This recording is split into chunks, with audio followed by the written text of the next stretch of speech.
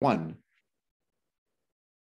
Hello, I'm Mario Toneguzzi, and I'm taking care of business. Joining me today is Colin Craig, president of secondstreet.org. Colin, you folks released a survey today showing that 78% of Canadians support the development and exporting of more natural gas and oil to offset sort of the Russian energy sector there. A little bit about that number. Are you, first of all, surprised of that? That's a good question. I don't think I was too shocked. It seemed like really after Russia invaded Ukraine that people were able to really start connecting the dots.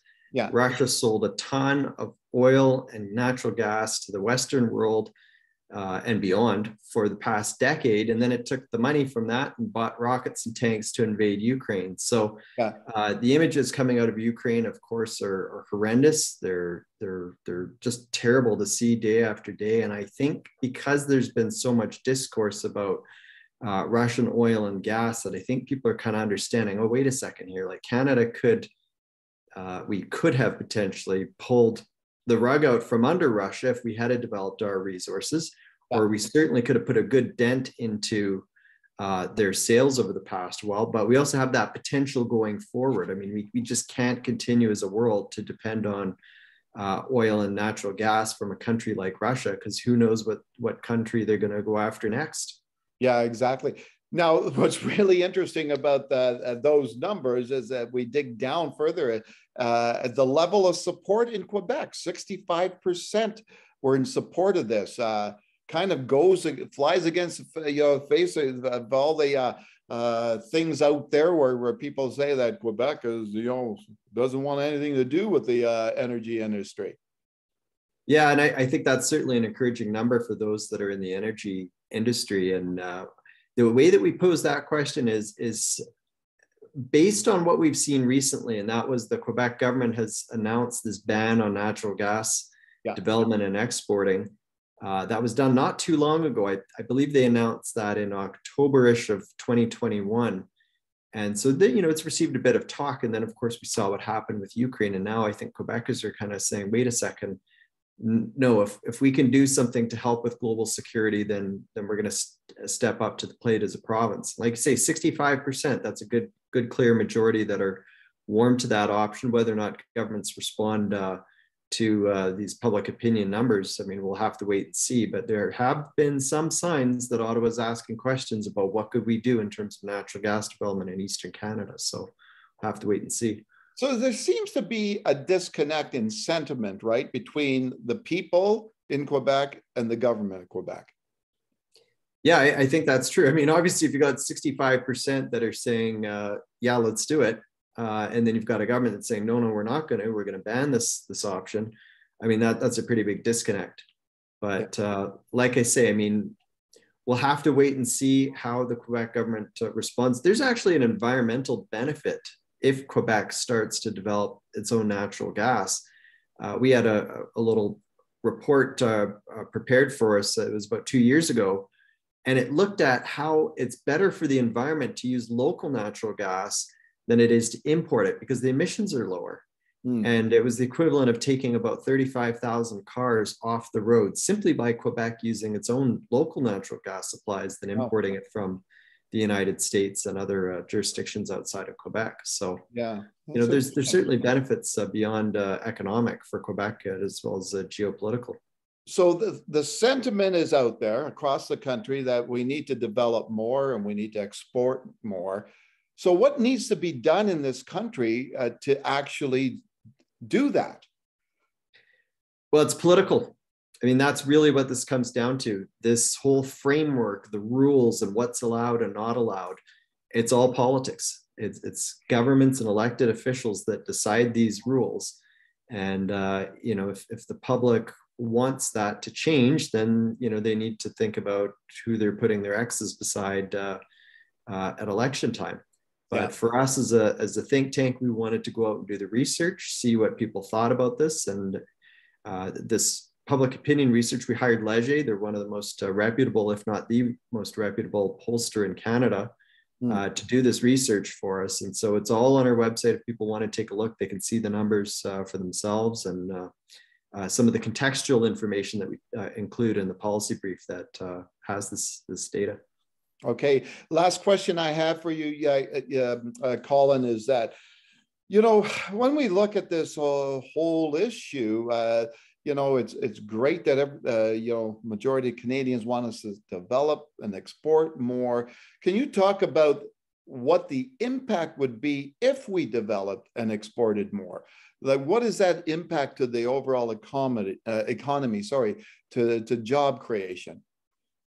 The impact is potentially astronomical. It is very hard to communicate how big of an opportunity Canada has in the natural resource sector. So 2 years ago, we produced a report where we looked at just the projects that have been in the news, that have been reported on either being canceled or rejected by governments, or stalled, held up by governments. And so we added up all those major ones, and our list was around 20 or so projects. And the total was over $200 billion. It's such an enormous number. It's hard to wrap your head around. And so we thought, well, how do we communicate this to the public? Like, how do people understand just how big this opportunity is? And one of the things we thought was, well, let's compare it to an NHL arena. Because people know that when there's an NHL arena that gets built in a major city, it's a big project, right? You have a lot of people working on that. And so 200 billion is the equivalent roughly of building an NHL arena every single day for a year. So it's the potential is huge. That's just the construction cost. That doesn't even include the ongoing benefits in terms of tax revenues that come from these projects, employment. These are often good paying jobs in the natural resource sector, whether we're talking about working in a mine, the oil and gas sector, forestry, hydroelectric dams, that type of thing. So the jobs are good paying jobs, lots and lots of job opportunities. And there's even environmental benefits too, because if Canada can export more natural gas in particular, then we can get that into some countries that are using coal right now to create their electricity. And natural gas has about roughly half the emissions of coal. So right off the bat, there's environmental benefits. And the other environmental benefit is smog reduction. Coal is much worse for smog than natural gas is. So there's benefits too. So there's tons and tons of benefits from doing this. And I think there are ways that governments can do it in a way that respects the environment, is careful. And at the same time, Canada could yield tons of benefits beyond global security. Colin, I lied. I have one more question. Go for it. And it just occurred to me when we're talking about the economic impact. Can you talk about I'll call it a myth, but a myth that this is just an Alberta thing, and Alberta is the one that benefits. When the oil and gas industry is firing on all cylinders, so to speak. Can you talk about that? Like, who does this benefit?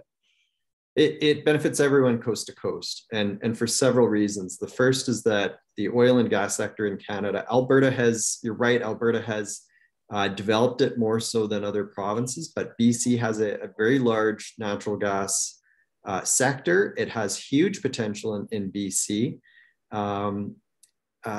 If you look at Quebec, there's lots of natural gas opportunities there. Newfoundland, New Brunswick, Nova Scotia. I mean, these are some of the ones that I can think of off the top of my head. Saskatchewan's moved ahead with it.